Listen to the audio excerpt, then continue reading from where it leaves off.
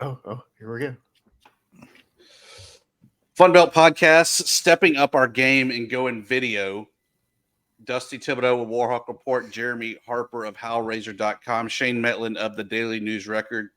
Guys, we started off with just a raw podcast. We had an intro music. Jeremy added some sound effects, and now we're going full video. I feel so proud that we've grown up and we're going out into the wild now. It's a little gross. It's a little disgusting. There needs to be more filters. Like that Kerry Lake filter that makes it all fuzzy. That's what we need. We could do like a Snapchat filter, maybe. Yeah, or one that gives you a mustache or something like that. Yeah, I'm guessing anybody who likes this podcast, what they were really hoping for was that they get to look at three middle-aged guys as they talk. I mean, nothing would get me off the couch more than downloading a show where I can watch three attractive men talk about FunBelt football. Especially one with a really bad internet connection that freezes all the time. It's crazy. We haven't even released this episode, and yet we have no more Twitter or X followers. That would be great. Is it my internet that's freezing? Because you were freezing. Okay. As always, it's yours. Yeah. Is it me? All right. Huh. And now everyone gets to see what we deal with on a raw live show. All the time. All the time.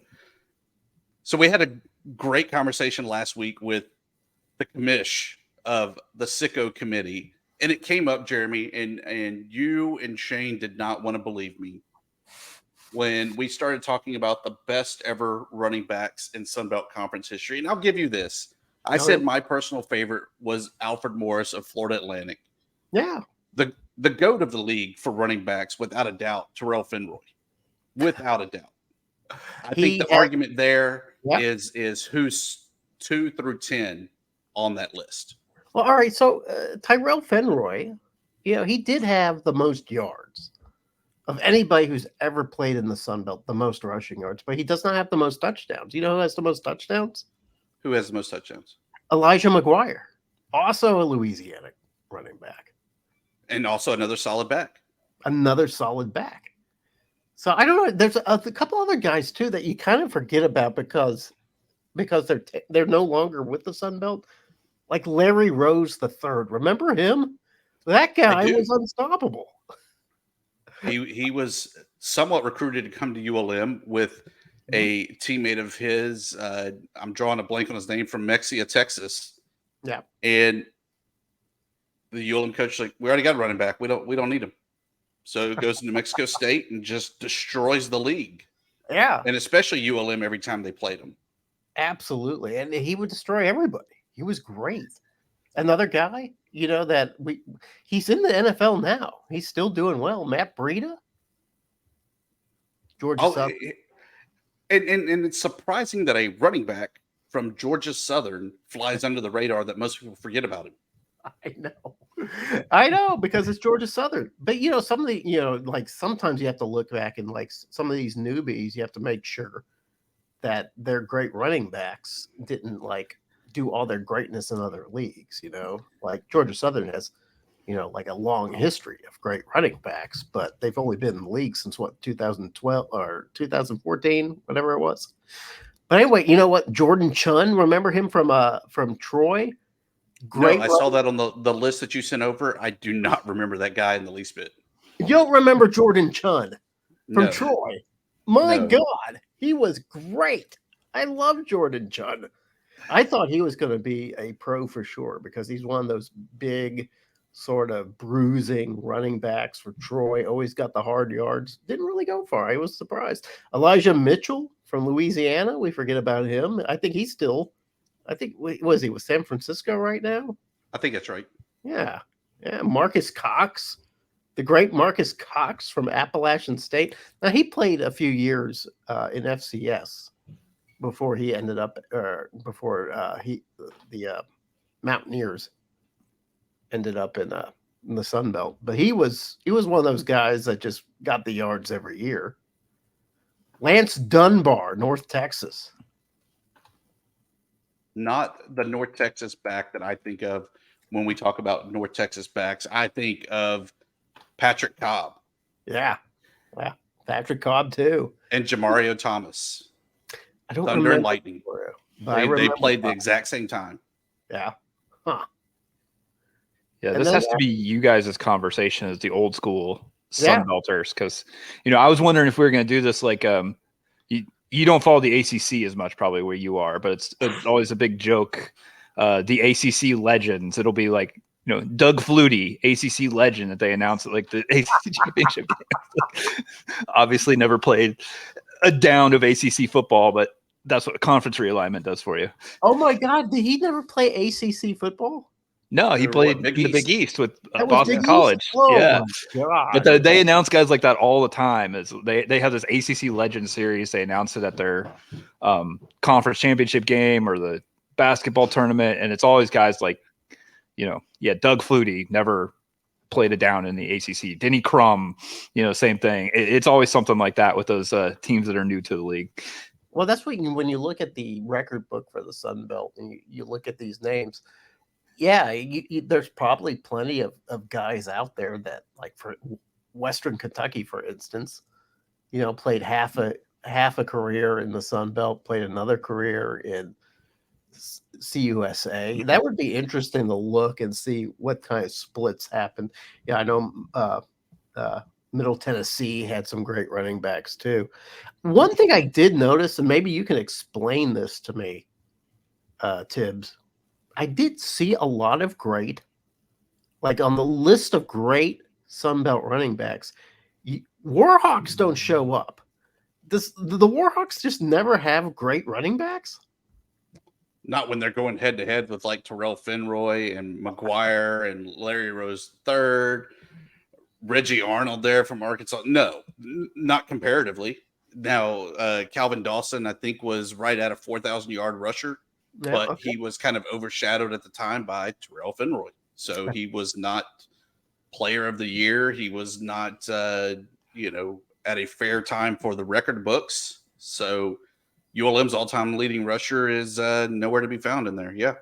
Yeah, you know what I always think of ULM, I always think of great wide receivers, and quarterbacks that can throw the ball. I never think of like just bruising power running backs, not like the Cajuns that just seems to churn those guys out every year. It's just that's just not what you see. No, yeah, they're definitely more of a quarterback and receiver, tight end type of university, and then defensive side there, of course.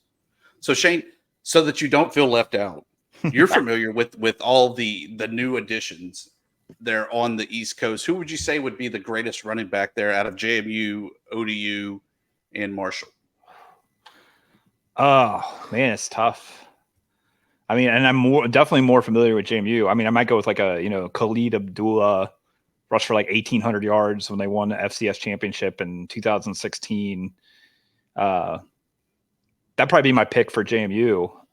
Going back further on some of those. I mean, ODU, they've only been playing football for about a decade. So, I mean, it's not – and Taylor Heineke carried their offense in their glory days. So, it's kind of hard to pick anybody as far as running backs for ODU.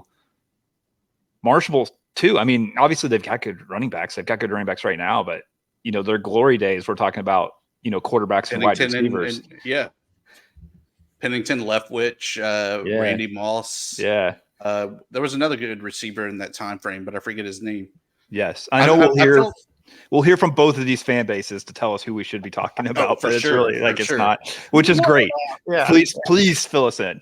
Yeah. I feel like for Old Dominion that the answer, even though with wrong sport and everything, should be Justin Verlander. That's the wrong sport. I mean, Taylor Heineke, he was a dual threat. I mean, we'll call him running back. So on that note, we shift gears to where are we at, guys? Week 5 of the season. Are we shifting to the present? Yes. No, week 6. This is week 6. At 6? Yes. Oh my God. I'm in denial. I don't want the season to end. It's not going to end. There's still plenty of football to be played, Thibs. It'll be here before you know it. I mean, they just released that they're going to have basketball media days coming up. That's true. And first of all, yes, it's usually the end of football season for ULM fans because by now they're pretty much out of the discussion for any championship talk. But yes, wait for 2 weeks. Yeah, us Red Wolves fans have been very obnoxious the last 3 weeks, so you'll have to bear with us. Just the last 3 weeks? Yes, but I did notice the FunBelt snuck in the FunBelt media days for basketball. Like suddenly you get the email, oh, look, we're going to have it. It's going to be like October 18th or something. Like, what? Hey, thanks for letting us know. Thanks for it's like getting a wedding invitation from somebody who's not really your friend, and they send it 2 weeks before the wedding, so that hoping you will respectfully say no on your RSVP. Send a gift anyway. I'm surprised they didn't send us a gift registry. Yeah, like Well, we'll send Keith Gill a toaster, but I won't be able to attend.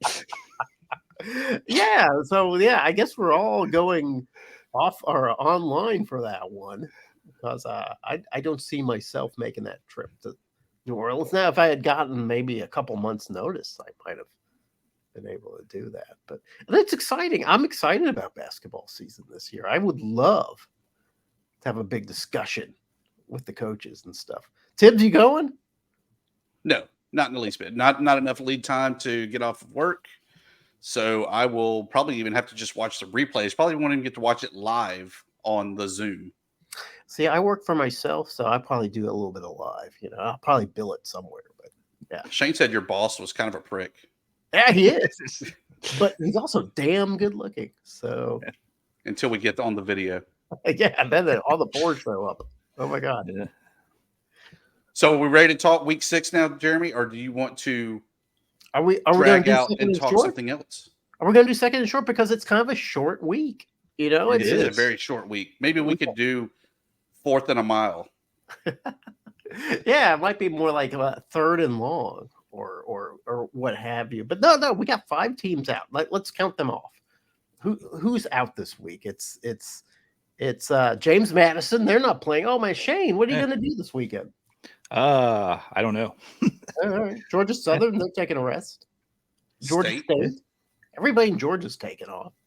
Southern Miss and Appalachian State. Those are the 5 teams taking breathers. And they'll probably enjoy it. I think next week there's some more guys taking breathers. But yeah, Southern Miss plays this week. Wait, Southern Miss plays this week? Yeah, they host ODU. Oh, they do. God, I got this totally wrong. Then who's missing? Seems like there's one other. Who is missing? Maybe it's just the 4. I could be wrong about that. Yeah, because there's 5 conference games, so it's 10 teams playing. 10 teams, and then 11 with the non-conference. Yeah, that's right. Okay, I stand corrected. I'll have to correct my article. That's really embarrassing. Shane, that's why we have legitimate journalists on this program, is because you keep us honest. Yeah. You're the one that does the fact check. You're the one who believes in the integrity of the press. Dusty and Jeremy, we're just 2 guys just spouting off. We don't have the training that you have. When all the math I have to do is 10 plus 4, I can figure stuff out. Can you do that? Yeah. Jeremy's lost some fingers from last 4th of July. All right. Second and short. All right. You know the rules. We set up the game, and then I go ahead and point out to one of you to lead it off, and then the second one of you finishes off. Are you guys ready? Yeah. Okay. Sure. Every game, October 7th on Saturday. All times are Central. Marshall, 5-0. They get North Carolina State. They're 3-2. 1 p.m. on the CW network. I didn't even know they were showing football games, but apparently they show a lot of ACC games. Wolfpack is a 6.5-point favorite. Okay, whatever. You got Marshall's the visiting team. But does that seem fair to you, Shane? That Marshall, with its defense and even with the quarterback playing fairly well, better than I thought he would be playing, old Cam Fancher. Do you think that Marshall's really the underdog in this game?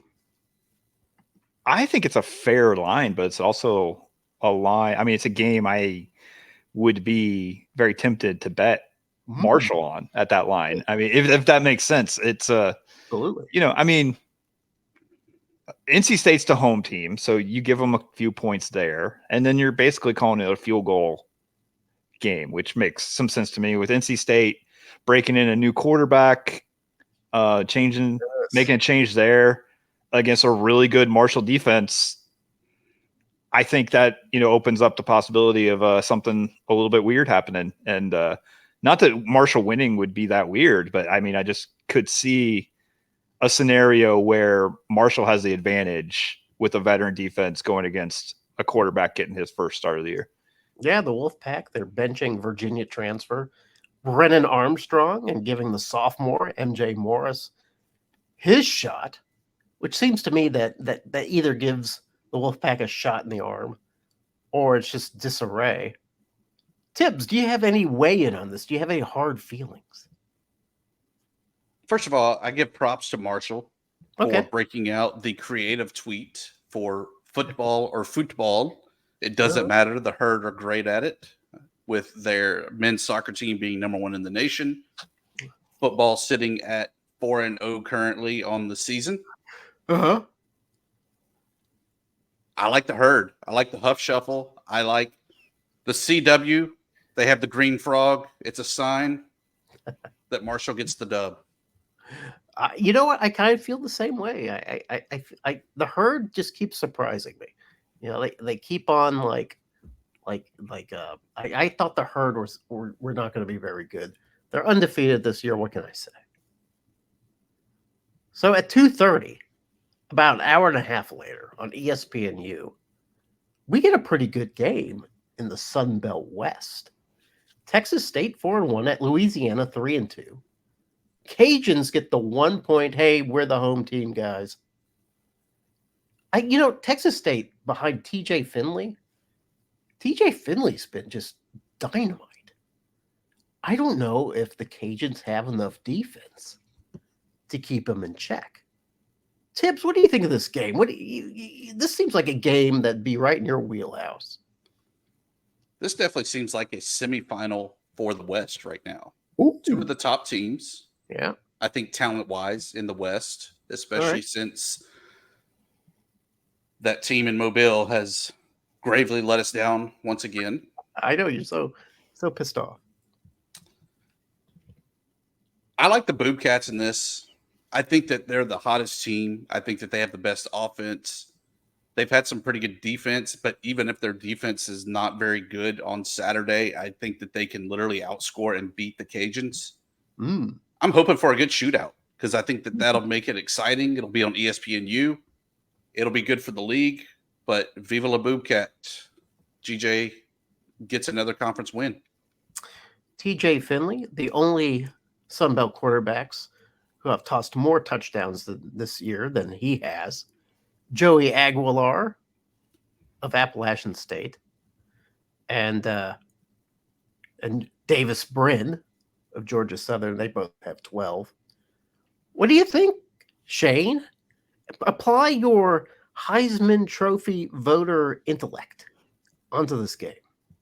Yeah, well, you mentioned him being up there with the touchdown leaders in the conference. Mm-hmm. He's also only thrown 1 interception, which kind of separates him from those 2 guys at this point. I mean, he's just been really good. I'm kind of with Dusty. I think they can outscore Louisiana, and I think they can win this game. And, for all the talk about this team's 5-0, this team's 5-1 that I've been hearing lately in various G5 conferences, if Texas State wins this one, they're 5-1 and have a Big 12 win. When are we going to start talking about what the ceiling is for Texas State if they win this one? I mean, it would be time to say, hey, these guys are the favorite in the FunBelt West, right? I'm still waiting to see how does Texas State get screwed out of a bowl game this year. They'll find a way. 7-5, they were screwed out their last season in the WAC. 6-6, the first year in the FunBelt, screwed out of a bowl game. How are they going to get screwed this year?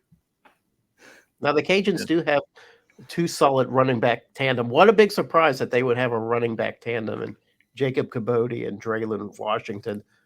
That'll be a tough match for the Texas Bobcats. But yeah, Texas Bobcats also has Ishmael Mondi, 9 total touchdowns, among the tops in the nation.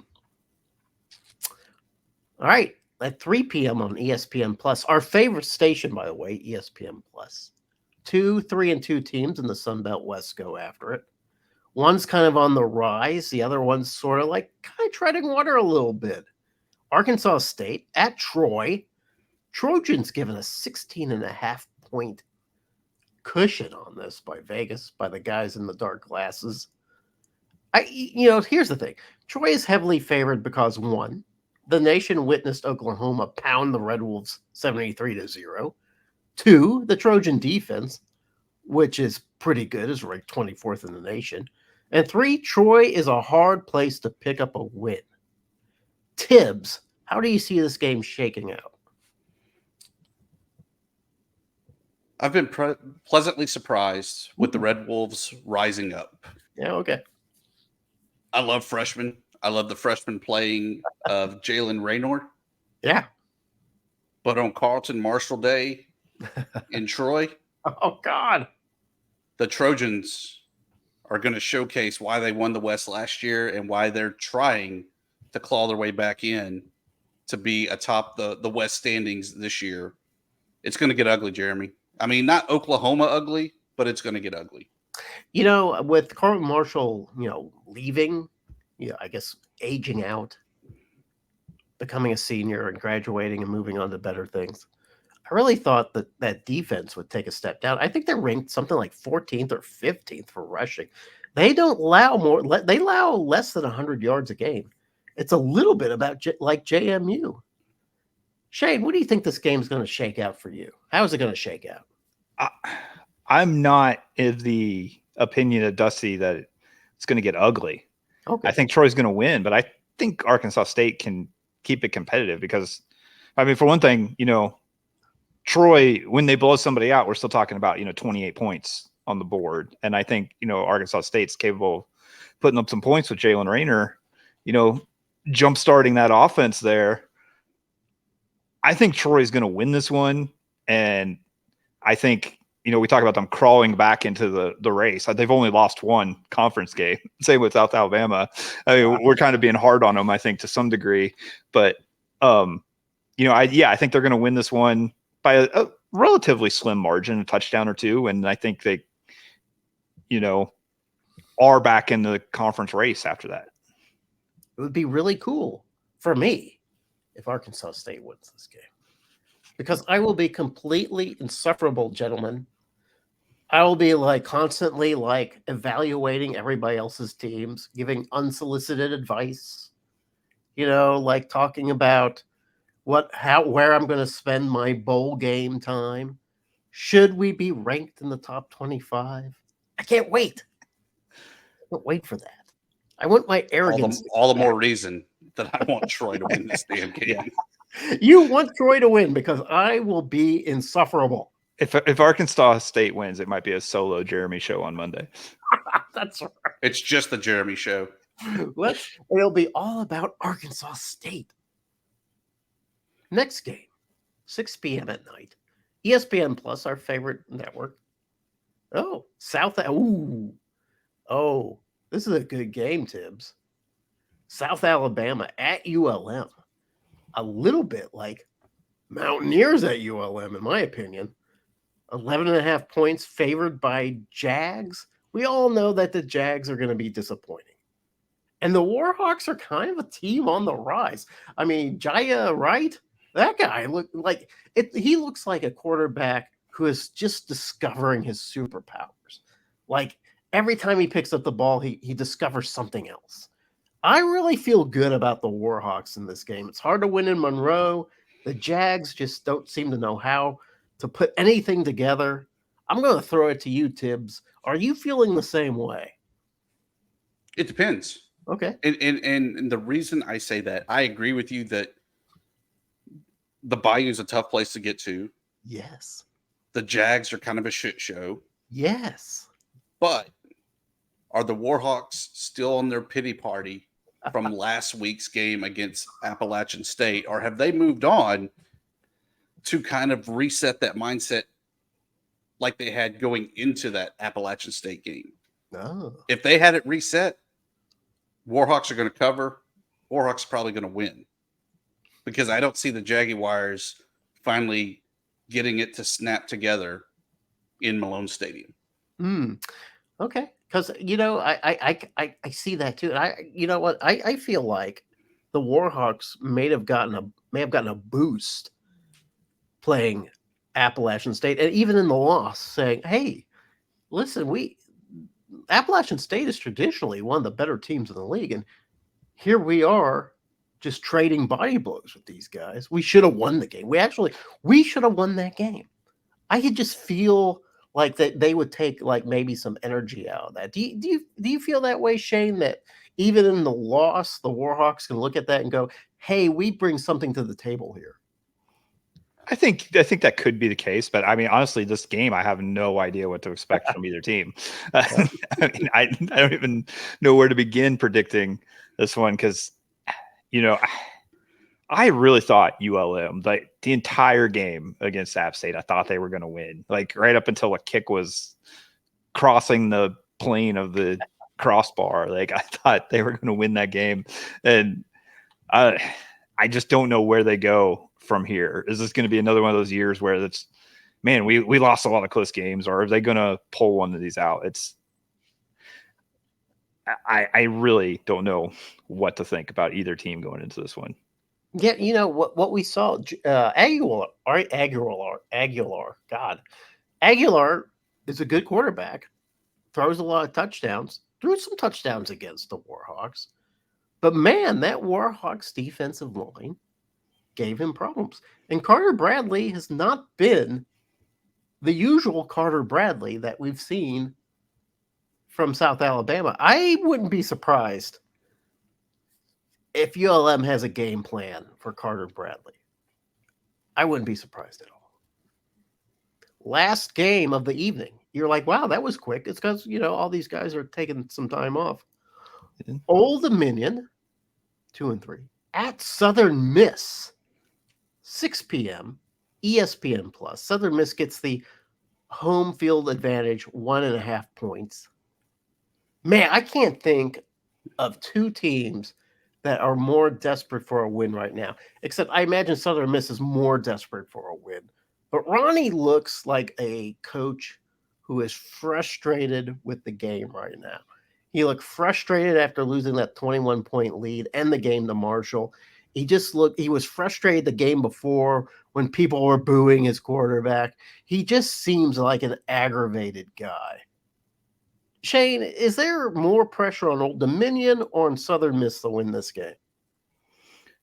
I'd say more pressure on Southern Miss because, one, they're playing at home. Two, there are higher expectations for Southern Miss going into the season, and it's circling the drain right now if they can't get a win on Saturday. Yeah, you're kind of right, Shane, because the discussion heading in the media days was Old Dominion's not going to have a good team this year. So any wins that they received was going to be gravy, right? But Southern Miss, it was like, hey, they had that 6-6 season, won the bowl game. Wow, they're a team on the rise. And they don't look like anything like that team. Thibs, what do you think about the Southern Miss team? Are they cooked? Backs against the wall, pants around ankles, flapping in the wind, whatever other analogy you want, that is Southern Miss. Losers of 4 straight. The Arkansas State game was close, but it was on the road. At home, they've done nothing. They've kind of laid the egg, including last week against Texas State. Old Dominion, they're not really impressing me much either, but I feel like that they are not necessarily in a fight or flight, desperate situation yet. Yeah. I think Southern Miss wins it because it's at home, but it's going to be an ugly game. Yeah, I don't know. It could be ugly because Grant Wilson threw 3 picks against what was it? Texas A&M Commerce. They go Lions. with Jack Shields, and he throws 3 picks the next week. I don't know what's happening at quarterback, but I'm sure that Jay Stanley and that Southern Miss defense would love to have some picks, would love to have some turnovers and turn those into points. I think it's going to be Golden Eagles, but it could also be the Monarchs. It could be either one. It could. It really could.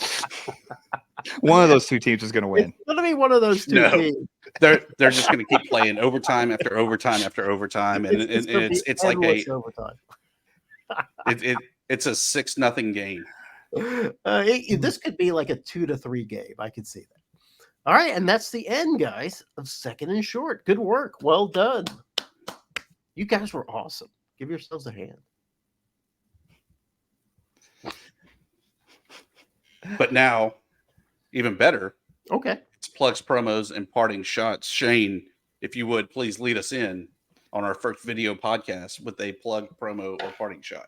Oh, well, since we're still 2 days away from the next X League game, I don't have much to talk about there. So I will plug dnronline.com/sports. You can read about JMU, the whole Sun Belt, plenty of high school sports if you're into Shenandoah Valley high school action. But, you probably want to be looking for some Sun Belt stuff, and you can find it on dnronline.com. Are you going to expand your coverage to cover the X League? I would like to. I might start a blog for the X League. Oh, yeah. And maybe make it a little extra green because it's going to get huge. Yeah. People love it. My promo, Sean Clark, I appreciate it. Live on his radio stream this past week where he talked about whether you win in College Station or you win in Monroe, Sean Clark celebrates, and that's just the way it is. With some kind of expletive mixed in there. I forget exactly what he said, but it was great to see him just lividly excited that, yeah, he's going to celebrate every win the same. It doesn't matter where it is or who it's against. That's it. That's your observation. That's all I had.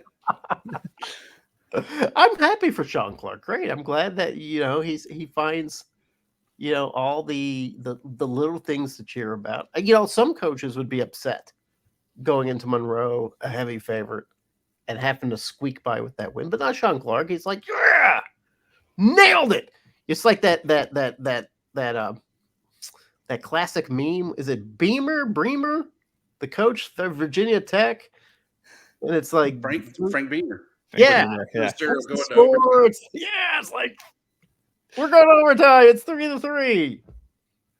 Love that thing. All right, so hey, you guys watch? Are you guys Star Wars fans? Not really. No. Yeah. That's strange. It's gonna make this hard. So yeah, I do watch Star Wars. I grew up with it. Yeah, I one of my cherished memories as a child is watching The Empire Strikes Back. I was a little too young for Star Wars when it first came out, so it was Empire Strikes Back. It's one of the first movies I ever saw in the theater, and it just captured my mind. It was great. So I followed it, and that, at the Disney Channel, I'll watch the new shows that come out: The Mandalorian, Obi-Wan. Then lately, there's this new one, Ahsoka, which is a character that's sort of a derivative from this cartoon that they came out with about the Clone Wars. It's really nerdy and irritating. But here's the thing. Here's what I've learned about the Jedi.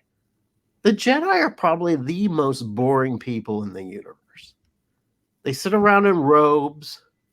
They commune in like this sort of semicircle, and they make their little judgments. They're not allowed to get it on with the opposite sex. They call themselves general. They go out and they like do little fights and stuff.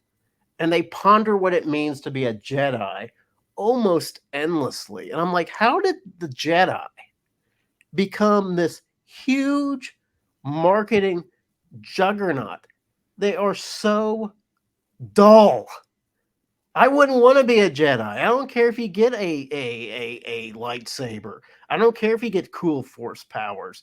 You are the most boring person at the party. If you're a Jedi and you show up at a house party and everybody's having a good time, You're the guy sitting on the couch talking to the dog because nobody else wants to talk to you. You are boring. Jeremy, So- all I got out of that Yeah. was reliving what it was. I was